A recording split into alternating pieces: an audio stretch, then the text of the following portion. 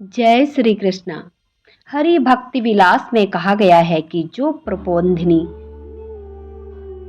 एकादशी का व्रत करता है वह पुनः किसी अन्य माता के गर्भ में प्रवेश नहीं करता। इसलिए एक व्यक्ति को सभी प्रकार के कार्यों को त्याग कर उत्थान एकादशी के दिन उपवास अवश्य करना चाहिए। और यह उत्थान एकादशी यानी प्रत्येक वर्ष कार्तिक मास के शुक्ल पक्ष में आने वाली देव उठनी एकादशी, जिस दिन भगवान श्री हरि 4 मास की योग निद्रा के बाद जागृत होते हैं, यह वही दिन है जिस दिन से तुलसी विवाह का आरंभ होता है। उसी दिन से भीष्म पंचक की शुरुआत भी होती है और इसी दिन से सभी मांगलिक कार्य जैसे कि विवाह, यज्ञ, होम, हवन, गृह प्रवेश इत्यादि का आरंभ हो जाता है। तो चलिए इस देव उठनी एकादशी के उपलक्ष्य में आज उसकी पौराणिक कथा का श्रवण करते हैं। स्कंद पुराण में इस देव उठनी एकादशी के उपलक्ष्य में एक सुंदर पौराणिक कथा प्राप्त होती है, जिसमें सृष्टि के रचयिता ब्रह्मा जी ने अपने पुत्र देवर्षि नारद मुनि को संपूर्ण कार्तिक मास का महत्व समझा रहे थे। और उस समय नारद मुनि के मन में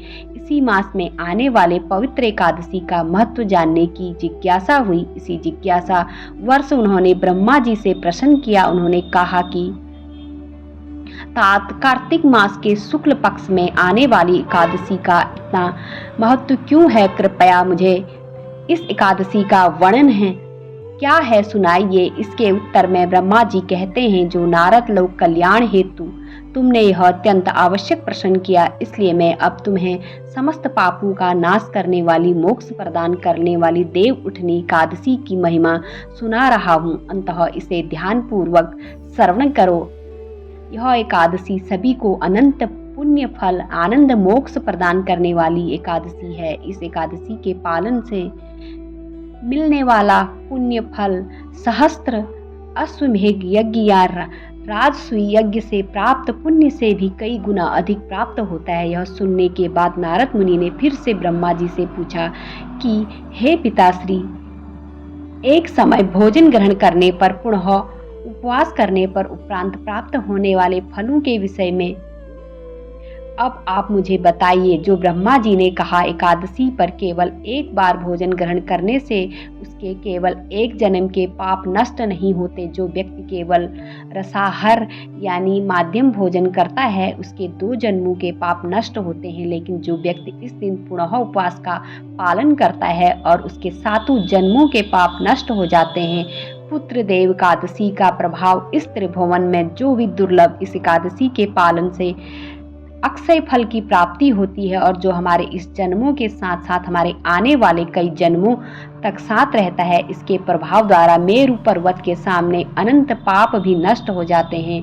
जो भी मनुष्य निश्चय और निष्ठा पूर्वक इस एकादशी का पालन करता है, उसे 100 जन्मों के पाप से मुक्ति मिल जाती है। जो मनुष्य इस एकादशी के दिन उपवास करके रात्रि में जागरण करता है, हरि कीर्तन या हरि जाप करता है, तो उसके साथ उसकी भूत और भविष्य वर्तमान की सभी पीढ़ियों का भी उद्धार हो जाता है। भले ही उसके पूर्वज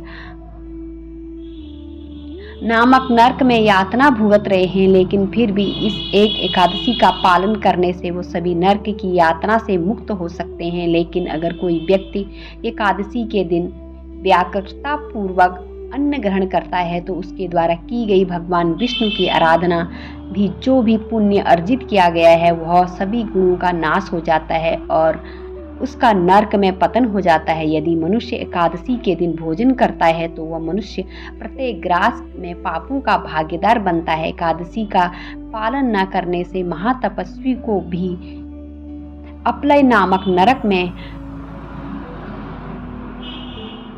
अपमान होना पड़ता है। घोर पापों से लिपटा हुआ मनुष्य भी अगर इस एकादशी का पालन कर ले, तो वह उसके समस्त पापों को नष्ट करके वैकुंठ में स्थान प्राप्त करता है। इसलिए पूर्ण निष्ठा और श्रद्धा पूर्वक इस एकादशी का प्रत्येक मनुष्य को पालन करना चाहिए, जिसके पुण्य फल से वह अपने समस्त पापों को नष्ट करके भगवान श्री हरि की शरण प्राप्त कर सकता है। इस कथा को आगे सुनते हुए ब्रह्मा जी कहते हैं, हे नारद, जो भी मनुष्य इस कार्तिक मास में भगवान श्री हरि विष्णु की पूजा और एकादशी व्रत का पालन नहीं करता, उसके सभी पुण्य का क्षय हो जाता है, चाहे वो कितना भी दान, यज्ञ और धर्म कर ले। इसलिए प्रत्येक व्यक्ति को कार्तिक मास की इस एकादशी का पालन अवश्य करना चाहिए।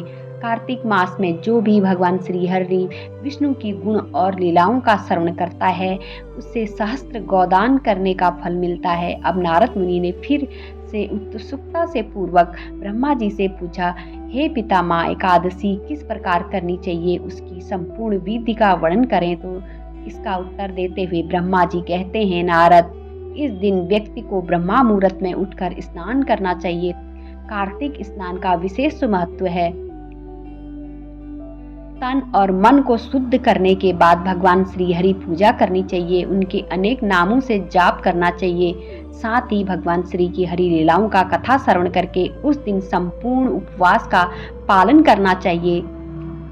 रात्रि के समय में भी भगवान श्री हरि की पूजा आराधना करते हुए जागरण करते, सत्संग और कीर्तन में अपना समय व्यतीत करना चाहिए और इस प्रकार संपूर्ण दिवस और रात्रि में भक्ति भाव पूर्वक व्रत का पालन करने के बाद एकादशी के दिन अपना इस व्रत का पालन करना चाहिए और उसके बाद भोजन ग्रहण करना चाहिए। साथ ही इस दिन संपूर्ण प्रकार से आपके मन को शुद्ध रखना चाहिए, यानी किसी भी प्रकार का लोभ, मोह, क्रोध, कुविचार इत्यादि आपके मन में नहीं रखने चाहिए। हाथ में चक्र धारण करने वाले परम भगवान श्री हरि को प्रसन्न करने के लिए मनुष्य को सभी कामनाओं को त्याग कर, सभी कार्यों को त्याग कर पुनः समर्पण भाव से इस एकादशी के व्रत का पालन करना चाहिए। जो मनुष्य इस दिन व्रत करता है वह ज्ञानी, सच्चा योगी है, तपस्वी है और इंद्रियों को वश में रखने वाला माना गया है।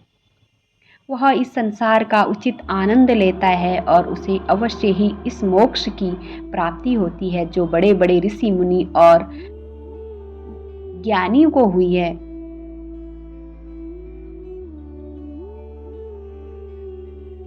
यह एकादशी व्रत भगवान जनार्दन को इतना प्रिय है कि वो इसे करने वाले व्यक्ति को वापस अपने धाम बुला लेते हैं।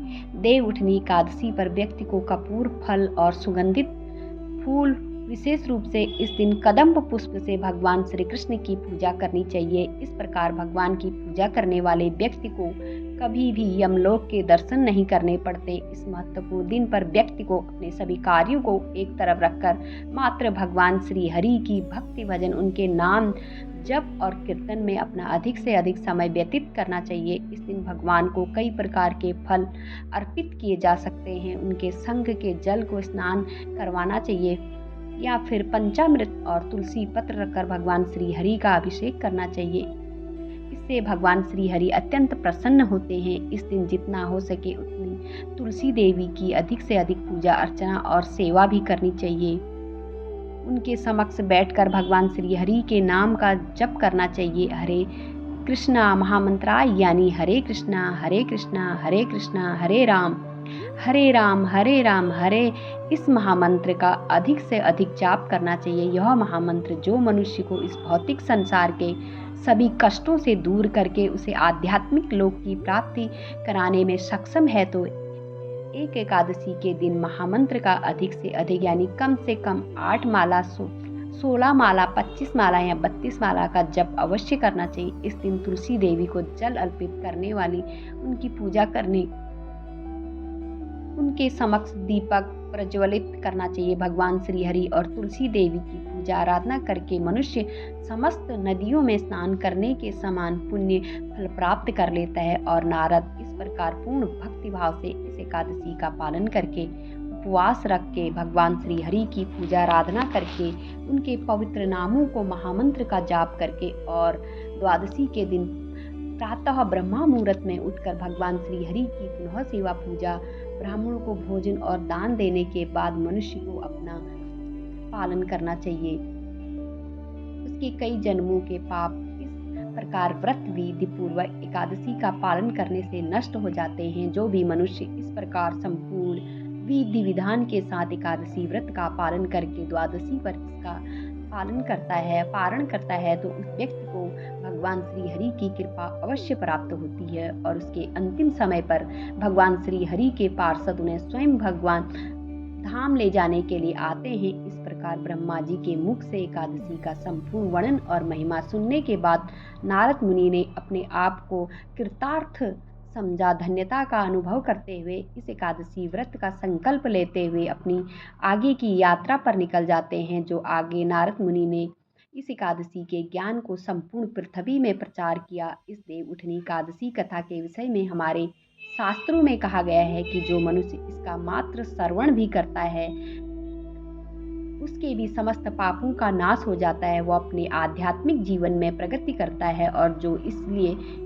इस एकादशी के दिन अपने आप को भगवान श्री हरि के चरणों में समर्पित करके जितना हो सके उतनी अधिक से अधिक भगवान श्री हरि की सेवा, पूजा, नाम जप और आराधना करने के साथ साथ इस कथा का श्रवण भी अवश्य करना चाहिए। जो भी व्यक्ति शारीरिक रूप से अक्षम है उन्हें भी इस एकादशी के दिन कम से कम इस कथा का श्रवण अवश्य करना चाहिए। तुलसी देवी के समक्ष बैठकर हरे कृष्णा महामंत्र का अधिक से अधिक जप करना चाहिए। जो फल अश्वमेध यज्ञ जैसे महान यज्ञों द्वारा प्राप्त किया जा सकता है, वही पुण्य फल इस पावन एकादशी के दिन इस कथा श्रवण करके, उपवास करने और रात्रि जागरण करके भी सहजता से प्राप्त किया जा सकता है।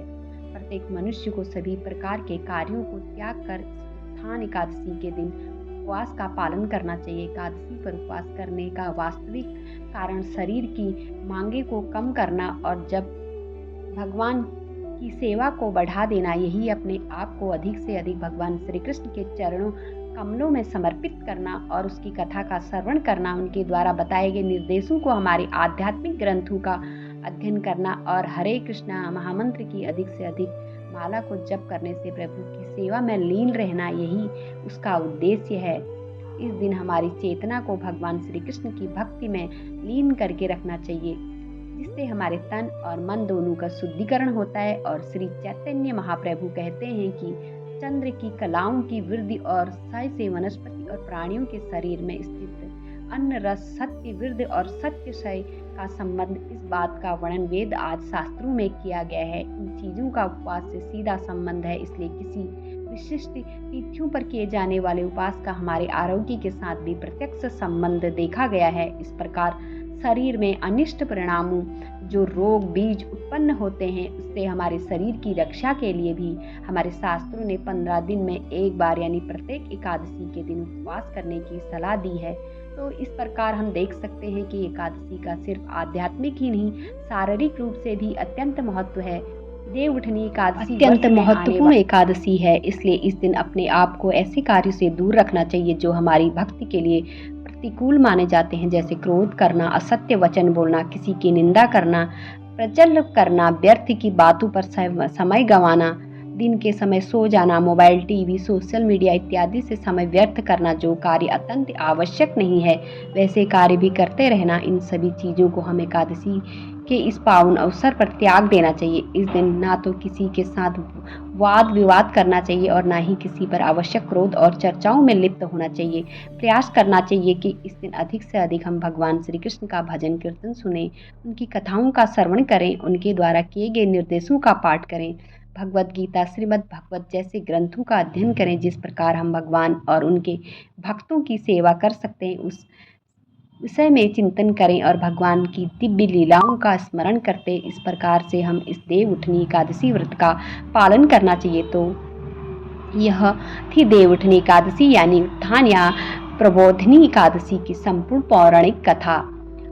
और आज की वीडियो आपको कैसी लगी कमेंट करके हमें ज़रूर बताना है। अगर आपको ऐसे ही वीडियो देखना पसंद है तो मेरे चैनल द्वारिकाधीश को सब्सक्राइब कीजिए और मिलती हूँ आपको एक नए वीडियो के साथ। तब तक बोलते रहें जय श्री कृष्णा, जय श्री कृष्णा। धन्यवाद।